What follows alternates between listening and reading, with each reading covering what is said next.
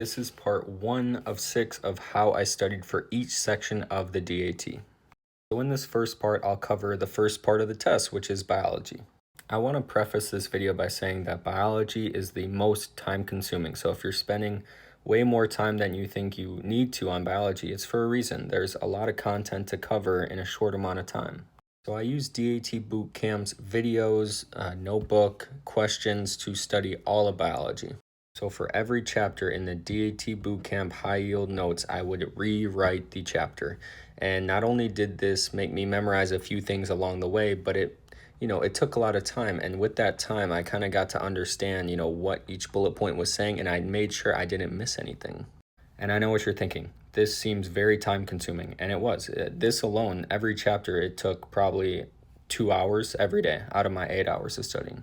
And then from the rewritten notes, I would plug that into Quizlet. I would study these Quizlet flashcards until I got a good enough, percentage correct, probably 70 or 80% correct.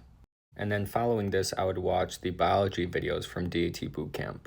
Then I would do all the questions from both question banks. So I think there's like a BioBytes question bank and an actual question bank. I would do both of them, and I would make sure I got, most of them right. And then the next day and the next day, I would go back to that same set from the chapter and make sure that, the ones I was messing up on, I could correct them and I could remember those. And then I took the 10 bootcamp practice tests. I averaged a score of 22 on there. I took a few DAT booster tests. I averaged a 23 on there. On the actual test, I got a 23.